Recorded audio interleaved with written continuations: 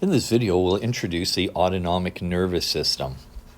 Now, when we're talking about the autonomic nervous system, the first thing we should think about is it's part of the peripheral nervous system. So as part of the peripheral nervous system, we have both the autonomic and we also have the spinal nerves that are incorporated as part of this. And also when you think peripheral nervous system, we also have to deal with the cranial nerves. So the autonomic nervous system is mixed within both the spinal nerves and the cranial nerves. And as we look at the autonomic nervous system, we can see it's divided into two divisions, the sympathetic and the parasympathetic. And of course, the main job is to maintain homeostasis. Now, what types of things is the autonomic nervous system looking after? It's looking after things like cardiac function, respiratory function. It has a role in that, digestive function. Its main targets are things like glands and smooth muscle or cardiac muscle, and not skeletal muscle, right? Skeletal muscle would be would be into the voluntary realm. So it's really about without conscious control. Now, there are a number of visceral reflex arcs that have a role in the functioning of the autonomic nervous system. Now, let's get down some real basics about it. Is that the basic game plan for the autonomic nervous system is information has to be taken from the CNS, central nervous system, to the eventual target. As I said, that target could be smooth muscle, it could be glands, etc. And the basic game plan is in the autonomic nervous system, you require 2 neurons in a row. You have one neuron, which will then synapse to a second one, which will then reach the target. So between the CNS and the target, there will be 2 neurons.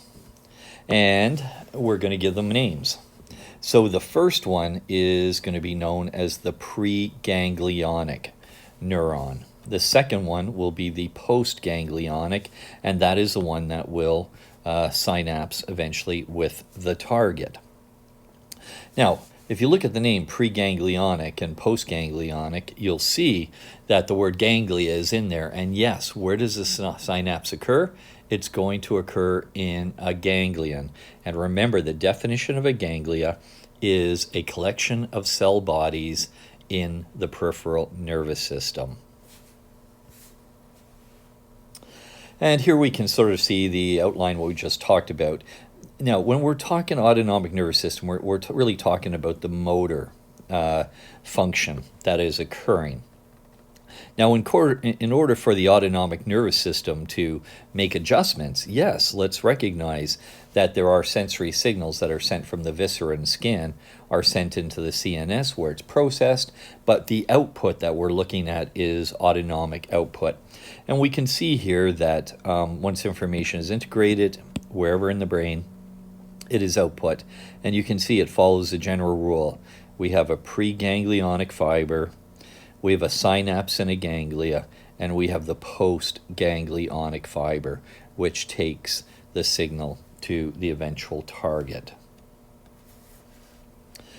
Now, let's do a little compare and contrast between the somatic motor division and the autonomic motor division. When we're talking somatic motor division, remember, soma means body. This is about innervating, stimulating skeletal muscles, and it's about voluntary muscle contraction. And we really, most of the time, do this consciously. The autonomic motor division is about innervating smooth muscle, cardiac cells, and glands, and it's about involuntary action. So we can start to build sort of this checklist of what are the differences, what are the similarities between the somatic and the autonomic nervous system. As I said earlier, really one of the things that defines it is how the neurons are laid out. We'll also see there's neurotransmitters and receptors to deal with, but let's just stay with the wiring. So autonomic nervous system motor neurons do not directly innervate their target like somatic motor neurons, that we need a two-neuron circuit, and that is the concept of the preganglionic neuron and the postganglionic neuron. So the preganglionic neuron, it's the initial efferent neuron, and its cell body lives within the CNS. Now, we'll just put this in our back of our brain, because we're going to need this in a little bit, is that all the axons that are preganglionic release ACH, acetylcholine. Then the preganglionic neuron synapses with the postganglionic neuron, and that happens in a ganglion, and we'll talk about where the ganglions are. So the cell bodies of the postganglionic neurons, they reside in these autonomic ganglias that are part or associated in the PNS. And it's the postganglionic that travel to the target cells. Now, what do they do at the target cell? It depends on a few things. What neurotransmitter do they release, and what are the receptors? What is the class of receptors on the target? Because that can determine whether we have inhibitory or excitatory effects. And we'll see that in postganglionic neurons, acetylcholine and norepinephrine are some of the most common neurotransmitters that are released. So here we're just looking at sort of a comparison between the two systems. We look at the somatic nervous system, where if we start off in the spinal cord, that the cell body of a lower motor neuron is in the spinal cord, and that lower motor neuron travels off to a skeletal muscle, where it basically innervates the skeletal muscle. And of course that's voluntary. And just as a comparison, to go back to our theme, that the autonomic nervous system requires two neurons. The preganglionic and the preganglionic, the cell body is in the spinal cord.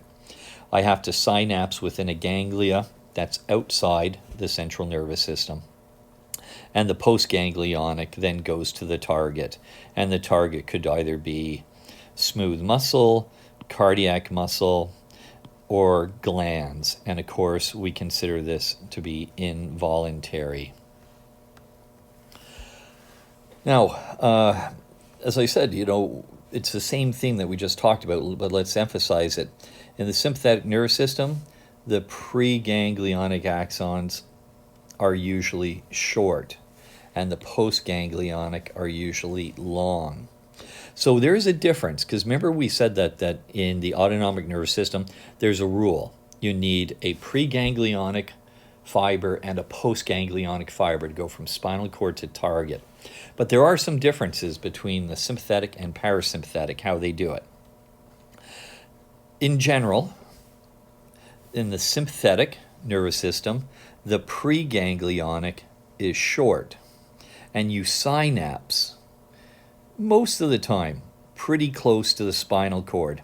And then the postganglionic travels a greater distance to get to the target. So in the sympathetic part, short preganglionic, long postganglionic. Whereas in the parasympathetic, the preganglionic fiber is quite long, typically. It synapses, and the postganglionic is short. In some cases, the preganglionic goes almost all the way to the target, and then just right near the target, it synapses, because remember, it has to fulfill that rule of a preganglionic fiber and a postganglionic fiber before you get to the target. Now, in comparison, down here, remember in the in somatic motor division, we just have the lower motor neuron that would come and basically innervates something like skeletal muscle. So let's keep that in mind. Yes, I require two different neurons in the autonomic nervous system, preganglionic and postganglionic. In sympathetic, I have a short preganglionic, long postganglionic. In parasympathetic, the opposite holds true, is that it's a long preganglionic and a short postganglionic fiber. Okay, we're going to end the video there.